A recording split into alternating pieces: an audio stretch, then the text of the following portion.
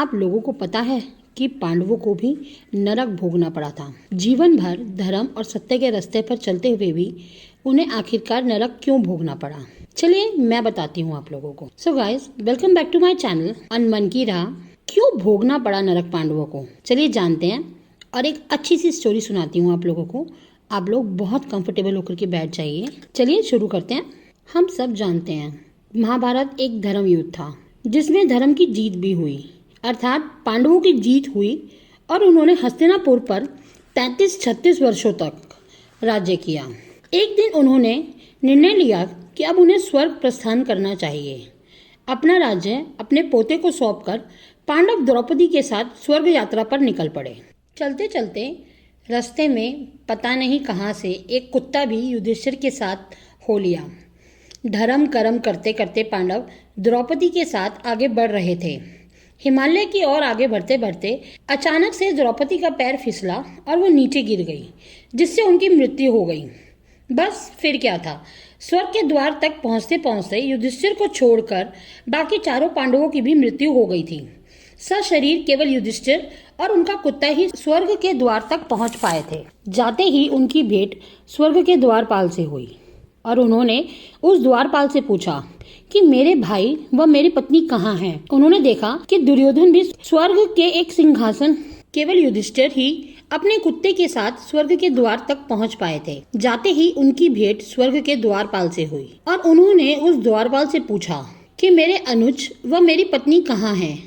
उन्होंने देखा कि दुर्योधन भी वहां स्वर्ग के एक सिंहासन पर विराजमान था, परंतु उनके चारों भाई और उनकी पत्नी वहां नहीं थे। देवदूत से आग्रह किया कि उन्हें भी उसी लोक में भेज दिया जाए जहां उनके भाई और पत्नी हैं। निरंतर आग्रह करने पर वह धर्मराज की आज्ञा पर देवदूत युधिष्ठिर के निरंतर आग्रह करने पर धर्मराज की आज्ञा पर देवदूत युधिष्ठिर को उसी मार्ग पर ले गए जहां उनके अनुज थे।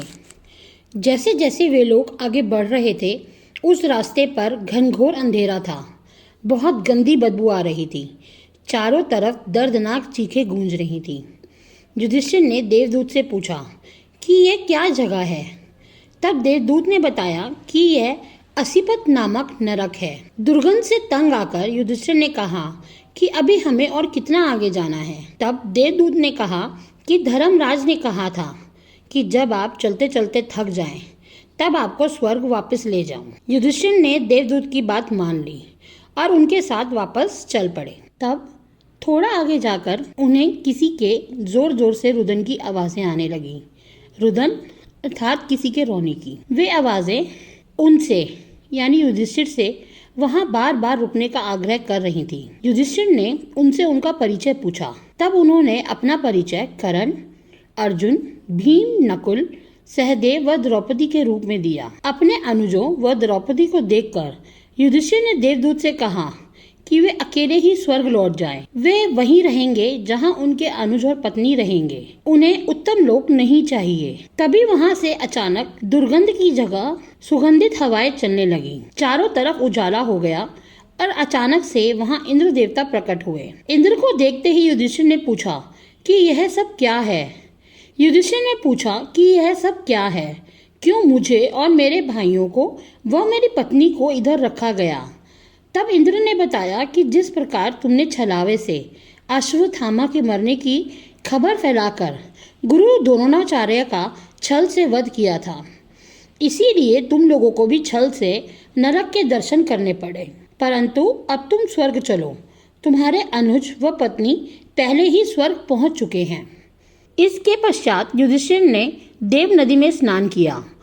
वह अपना शरीर त्याग कर दिव्य शरीर धारण किया और उन्हें स्वर्ग ले जाया गया, जहां युधिष्ठिर ने श्री कृष्ण के दर्शन किए। उन्होंने देखा कि अर्जुन श्री कृष्ण की सेवा कर रहे थे। सभी अनुजों, अपनी पत्नी व अपने सभी सगे संबंधियों को देखकर युधिष्ठिर बहुत खुश हुए। आशा करती हूँ आप सभी को यह कहानी पसंद आई होगी। वैसे ये कहानी नहीं है, ये एक सत्य घटना है। उम्मीद है आप लोगों को अच्छा लगा होगा। और अगर सच में अच्छी लगी और आपने इसे पहले कभी नहीं सुना था तो मुझे नीचे कमेंट बॉक्स में जरूर बताइएगा। और इतनी ही अच्छी और रोचक कहानियाँ सुनने के लिए मेरे चैनल को सब्सक्राइब कीजिए।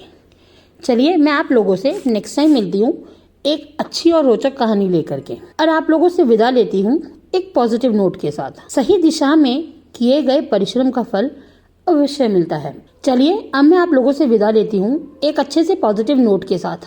कहते हैं सही दिशा में किए गए परिश्रम का फल अवश्य मिलता है। तो चलिए कर्म करते रहिए, फल तो भगवान एक दिन दे ही देंगे। चलिए मैं आप लोगों से मिलती हूँ next time. Till then bye guys. और अगर आप लोगों को मेरा स्टोरी अच्छा लगा हो, चैनल अच्छा लगा हो, तो प्लीज़ उसे सब्सक्राइब ज़रूर कीजिएगा। बाय।